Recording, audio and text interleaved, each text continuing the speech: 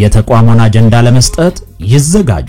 የኢትዮጵያ ሀገራዊ ምክክር ኮሚሽን በፌደራል ደረጃ ከሚገኙ ባለድርሻ አካላት ከግንቦት 22 እስከ ግንቦት 24 2017 ዓ.ም የሀገራዊ ምክክር አጀንዳ በመዲናችን አዲስ አበባ ይሰበስባል። በዚህ መርሃ ግብር ላይ በሀገር አቀፍ ደረጃ የምትሳተፉ የሃይማኖት ተቋማት፣ የዲሞክራሲ ተቋማት፣ የፖለቲካ ፓርቲዎች፣ ሀገር አቀፍ ሲቪክ ማህበራት፣ የመንግስት ተቋማትና በጎ ተጽዕኖ ፈጣሪ ግለሰቦችና ሌሎች ተቋማት የስብሰባ ጥሪ እንደተላለፈላችሁ ይታወቃል። በመሆኑም ኮሚሽኑ በደብዳቤ ጥሪ አድርጎላችሁ በዚህ መርሃ ግብር ላይ እንድትሳተፉ የተጋበዛችሁ ተቋማት በየተቋማችሁ ውይይት በማካሄድ ለሀገራዊ ምክክር አጀንዳ ይሆናሉ የምትሏቸውን ሐሳቦች እያደራጃችሁ እንድትጠብቁ ኮሚሽኑ ያሳስባል። የኢትዮጵያ ሀገራዊ ምክክር ኮሚሽን